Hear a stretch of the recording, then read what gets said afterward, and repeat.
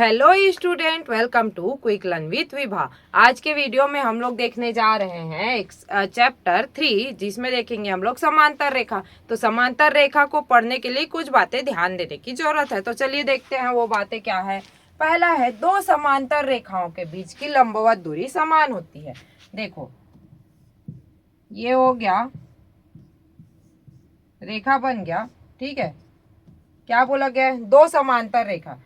अब ये चीज ध्यान देना, ये दो समांतर रेखा है, इनके बीच की लंबवत दूरी क्या हुई? ये हुई, ठीक है। तो ये अगर बराबर है, ठीक है, ये हमेशा बराबर होती है, वैसे ही ये भी हमेशा बराबर होगी। तो दो समांतर रेखाएं हैं, दो समांतर रेखाएं हैं, उसके लंबवत दूरी हमेशा क्या होगी? बराबर रहेगी। ये चीज आप लोग को ध्यान में रखना है, ठीक है। दूसरा क्वेश्चन क्या बोल रहा है?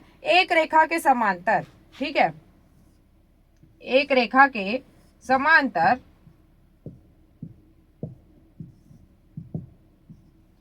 खींची गई सभी रेखाएं आपस में समांतर होती है। ये एक रेखा हो गया, ठीक है, ये दूसरा हो गया, ये तीसरा हो गया, ठीक है। इसको नाम दे देते हैं LMN, ठीक है। तो इसके समांतर, ठीक है, ये खींचे L के समांतर, M खींचे, M के समांतर N खींचे। तो ये L के समांतर M है तो M के समांतर N होगी, यही बताया गया है। एक रेखा के समांतर खींची गई, इसके समांतर जो रेखा खींचेंगे वो क्या होगा? हमेशा बराबर होगा। आपस में ये बराबर है तो ये भी बराबर होगा, यही चीज बोला गया है, ठीक है। तीसरा देखते हैं, एक रेखा के बीच, एक रेखा के विभिन्न बिंदुओं के लंबवत खींची गई सभी रेखाएं परस्पर बराबर होती है। देख लेते हैं ये भी क्या बोल रहा है। एक रेखा के विभिन्न बिंदुओं में लंबवत खींची गई सभी रेखाएं, इसका मतलब है कि यहाँ पे जितना बनेगा वो भी इतना इसमें बनेगा। ये जो लंबवत है ये जितना रहेगा वो भी इतना ही रहेगा, ये बोला गया है, ठीक है। मतलब एक रेखा के विभिन्न बिंदुओं के लंबवत खींची गई सभी रेखाएं परस्पर, ये तीनों लगभग एक ही चीज बोल रहा है, ये चीज आप लोग ध्यान रखिएगा। चौथा क्या बोल रहा है? तीन समांतर रेखाओं पर एक तिर्यक रेखा समान अंतःखंड काटती है तो अन्य तिर्यक रेखा भी समान अंतःखंड काटेगी, यही चीज बोला गया है। ये हम लोगों ने बना दिया, ठीक है। ये एक ऐसा रेखा बना है और दूसरा बना है ऐसा, ठीक है। ये हो गया ABC और ये हो गया LMN। यहाँ पे क्या बोला गया है? तीन समांतर रेखा पर एक तिर्यक रेखा, जैसे ये तिर्यक रेखा काटा गया है, ठीक है, तो समान अंतःखंड काटती है, जितना यहाँ पे काटेगी उतना ही यहाँ पे काटेगी। तो अन्य तिर्यक रेखा भी समान अंतःखंड काटेगी, तो जितना यहाँ पे कटा है वैसे ही यहाँ पे जितना है उतना ही यहाँ पे भी रहेगा। मतलब AB बराबर BC, तो वैसे ही यहाँ पे क्या होगा? LM बराबर MN होगा, ये बोला गया है, ठीक है। अब देखते हैं पांचवा नियम, तीन समांतर रेखाओं पर दो तिर्यक रेखाओं के अंतःखंडों का अनुपात समान होता है, ठीक है। तीन समांतर रेखाएं हैं,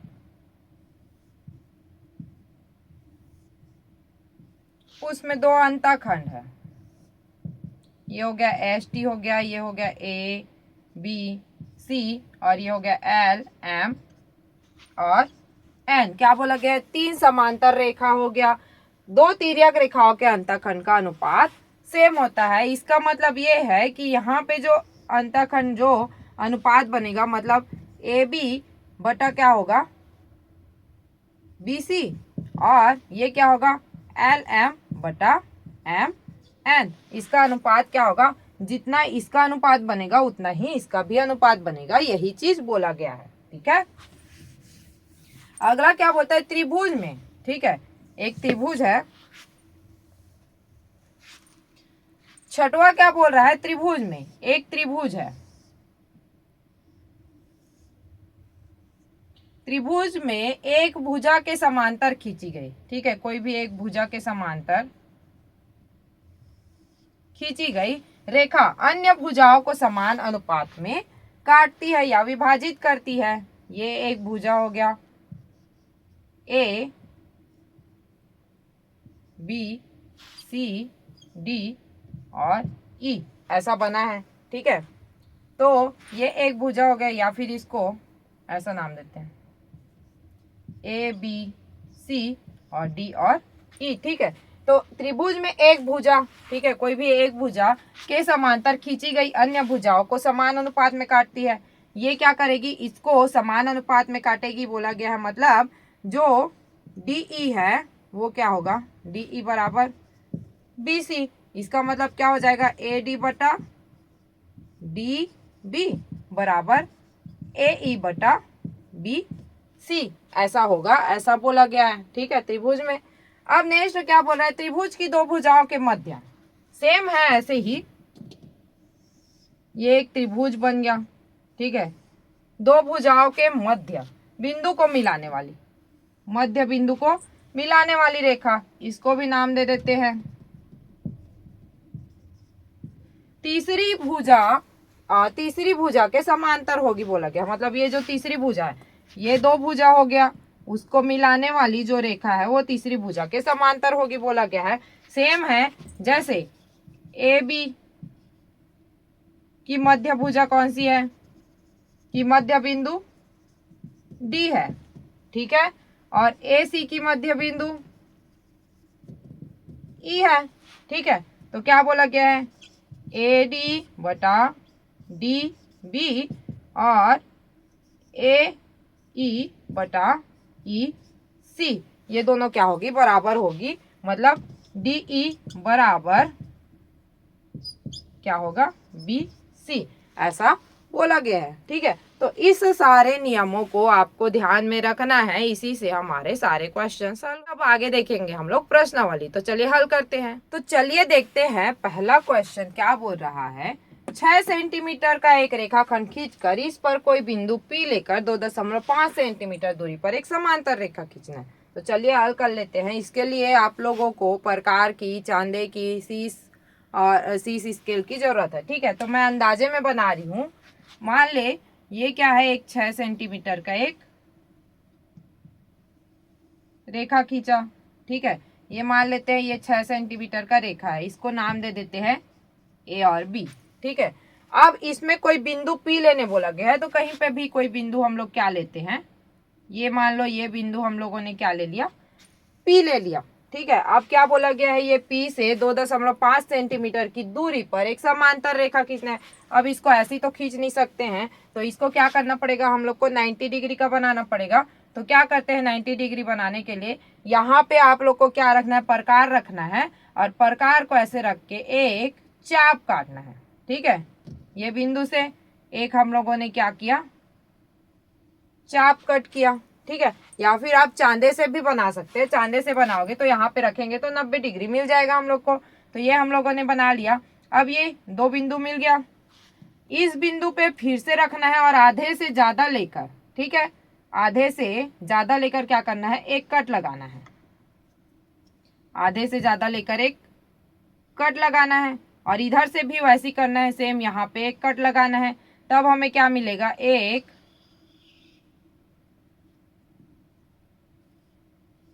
ये कट मिल गया। तो ये एक 90 डिग्री का एक क्या मिल गया, हमें रेखा मिल गया। तो यहाँ पे 90 अंश का कोण बन गया। ठीक है, अब ये 90 अंश का कोण बन गया, यही रेखा क्या है, इसको Q ले लेते हैं। ठीक है, अब इस Q में क्या करना है, हम लोगों को फिर से स्केल में 2.5 सेंटीमीटर मापना है। 2.5 सेंटीमीटर जब प्रकार से हम लोग मापेंगे तो वो प्रकार को यहाँ पे रख के, P बिंदु पर रख के एक चाप कट करना है। वो चाप कटेगा ऐसे। ठीक है, ये जो चाप कटा है यही क्या बना है, 2.5 सेंटीमीटर का कटा है। ठीक है, ये मिल गया। ठीक है, अब ये जो मिला है फिर से सेम प्रोसेस करेंगे। यहाँ पे हम लोग क्या रखेंगे, शीश रखेंगे, पेंसिल रखेंगे। पेंसिल को रख के एक चाप काटना है, मतलब हम लोग को 90 डिग्री बनाना है। फिर से यहाँ पे रख के यहाँ पे एक कट करेंगे, यहाँ से रख के यहाँ पे एक कट करेंगे, तो ये एक सीधा रेखा हम लोग को प्राप्त होगा। यही जो रेखा है वो क्या होगा, इसको मान लेते हैं C और D। ठीक है, यही जो रेखा है वो क्या है, 2.5 सेंटीमीटर में उसके समांतर दूरी का एक रेखा मिल गया। ठीक है, तो इस प्रकार से हम लोग को बनाना है। तो रचना के पद लिख लेते हैं।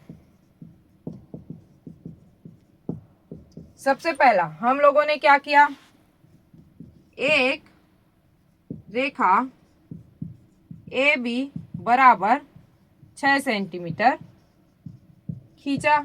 ये खींचा है ए बी बराबर 6 सेंटीमीटर का, ठीक है। दूसरा क्या करते हैं, ए बी में कोई बिंदु पी लिया, ठीक है। ये कोई बिंदु पी लिया, ठीक है। और बिंदु पी को केंद्र मानकर 90 अंश का कोण बनाया।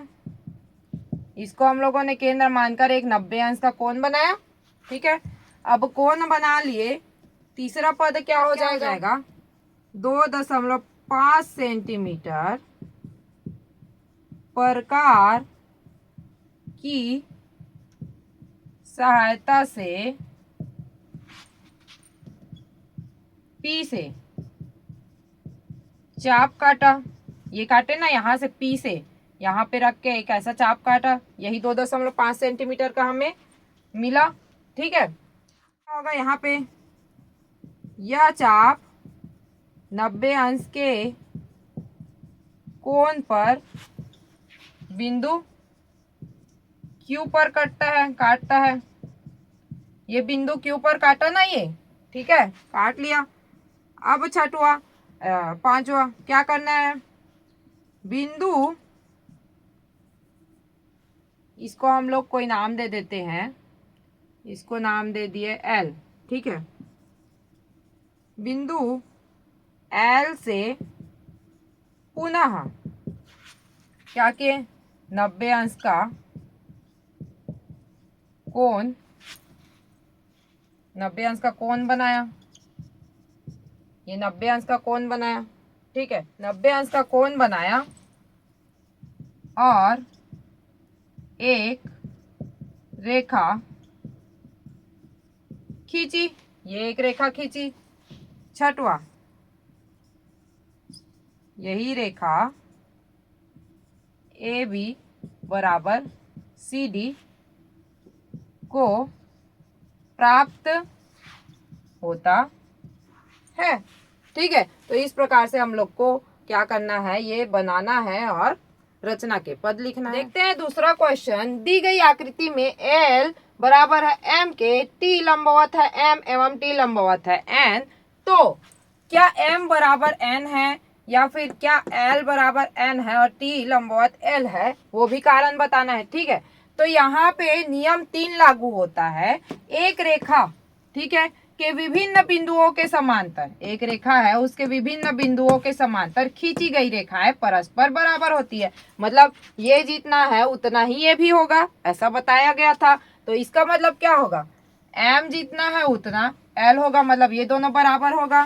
तो M बराबर N है, ये तो हो गया।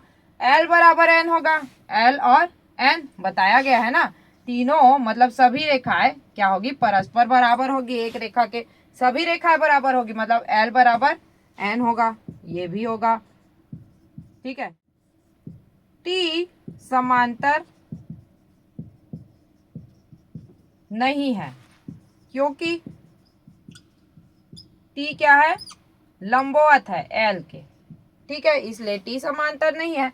मतलब ये सब चीज के कारण आपको पता चल गया कि एक रेखा के विभिन्न बिंदुओं के समांतर खींची गई सभी रेखाएं क्या होती है, परस्पर समांतर होती है। देखते हैं तीसरा क्वेश्चन। दिए गए चित्र में A पैरेलल है B पैरेलल है C और L व M दो तिर्यक रेखाएं हैं। यदि PQ बराबर QR है तो ON बराबर NS होगा। क्या, PQ बराबर QR तो ON बराबर NS। हम लोगों ने नियम नंबर 5 में पढ़ा था, 3 समांतर रेखाएं हैं, ठीक है, उस पे 2 रेखा अंतःखंड काटा हुआ है, तो क्या होता है, उसके अनुपात बराबर होते हैं। मतलब जितना PQ होगा तो ये क्या हो जाएगा, PQ बराबर QR होगा, उसके अनुपात बराबर होते हैं, ठीक है। तो वैसे ही ON बराबर क्या हो जाएंगे, NS हो जाएंगे, ठीक है। तो ये नियम नंबर 5 के हिसाब से सही है, ON बराबर NS होगा। क्यों होगा, वो नियम नंबर 5 में दिया हुआ है। ठीक है, अब देखते हैं क्वेश्चन नंबर 4 क्या बोल रहा है। दी गई आकृति में ए बी बराबर डी सी है और ई एफ बराबर ए बी है और ई रेखाखंड ए डी का मध्य बिंदु है, तब क्या ए बी ई एफ और डी सी क्या होंगे, बराबर होंगे। ये सब चीज को बताना है, तो हल करके लिख लेते हैं। क्या दिया हुआ है हमारे पास, ए बी बराबर डी सी, ये हो गया समीकरण 1, और दूसरा दिया है ई एफ बराबर ए बी, समीकरण 2। ठीक है, तो समीकरण 1 व 2 को अगर देखें तो यहाँ पे भी ए बी दिया है, यहाँ पे भी ए बी दिया है, तो दोनों इसके बराबर है। तो इसका मतलब क्या होगा, ए बी बराबर डी सी बराबर ई एफ होगा। यही हम लोग को बताना था। ठीक है, और दूसरा में क्या दिया है, यहाँ पे ई रेखाखंड ए डी के मध्य बिंदु है। ठीक है, ये जो ई है वो ए डी के मध्य बिंदु होंगे। तो ये और ये दोनों क्या होते हैं, बराबर होते हैं बोली तो जब ई इन दोनों के मध्य बिंदु है तो एफ भी इन दोनों के मध्य बिंदु होगा। तो एफ भी रेखाखंड सी बी के मध्य बिंदु होगा। ठीक है, यही है इसका आंसर। अब देखते हैं क्वेश्चन नंबर 5 क्या बोल रहा है। दी गई आकृति में एल एम एन बराबर है, तो क्या इनके अंतःखंडों का अनुपात बराबर होगा। बिल्कुल होगा। ये कहाँ से होगा, नियम नंबर 5 से। 3 समांतर रेखाओं पर, ठीक है, 3 समांतर रेखा है, 2 तिर्यक रेखाओं में अंतःखंडों का अनुपात क्या होता है, समान होता है। मतलब ये तीनों बराबर है तो क्या होगा, इनका भी अनुपात बराबर होगा। ये दिया हुआ है L parallel M parallel N. ठीक है, मतलब क्या होगा, ए बी अनुपात बी सी बराबर डी ई अनुपात ई एफ। ठीक है, यही इसमें बोला गया है। देखते हैं लास्ट क्वेश्चन क्या बोल रहा है। यदि डी ए सी बी और ओ एम सभी रेखाखंड ए बी पर लंब है, जहां ओ रेखाखंड ए सी व डी बी का प्रतिच्छेद बिंदु है। यदि ओ ए बराबर इतना और ओ सी बराबर इतना है तो इसको हम लोग को बताना है। तो चलिए हल कर लेते हैं। क्या क्या दिया हुआ है, सबसे पहले तो डी ए लंब है ए बी पर, सी बी लंब है ए बी पर, और ओ एम लंब है ए बी पर, यही दिया हुआ है। तो ये सब जब लंब है इसका मतलब क्या है कि ये तीनों बराबर होंगे। ठीक है, क्या क्या दिया है, डी ए किस पे लंब है, ए बी पर, सी बी किस पे लंब है, ए बी पर, और ओ एम किस पे लंब है, ए बी पर। ये तीनों क्या है, लंब है बोला गया है। मतलब ये क्या होगा, ये इसके बराबर होगा, ये इसके बराबर होगा, तीनों क्या हो जाएंगे, पैरेलल हो जाएंगे। तो डी ए बराबर C B parallel O M, ऐसा होगा। ठीक है, अब हमें क्या बोला गया है, इसका मान निकालना है। तो सबसे पहले क्या दिया है, ओ ए बराबर 2.4, ओ सी बराबर 3.6। ठीक है, चूंकि हमें पता है, यहाँ पे लिखती हूँ,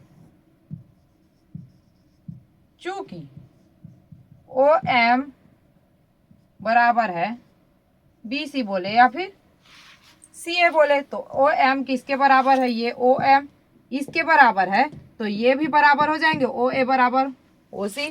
ठीक है, तो ये किसके बराबर हो जाएंगे, ए बी बटा, क्या निकालना है हमें, बी ए एम बटा, ये हो जाएगा ओ ए बटा ओ सी।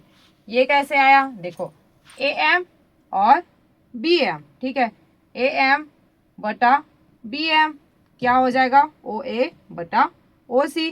ठीक है, इसके बराबर होगा कहाँ से, ओ एम बराबर बी सी। ये और ये बराबर है तो ये क्या हो जाएगा, ये इसके बटा होगा, ये इसके बटा हो जाएगा। ठीक है, तो यहाँ से हम लोग निकाल सकते हैं। ओ सी का हमें वैल्यू पता है, कितना दिया है, 2.4 बटे 3.6, ए बी बटा बी एम। इसको कट कर देते हैं, ये क्या हो जाएगा, 12 दूनी और 12 तिया।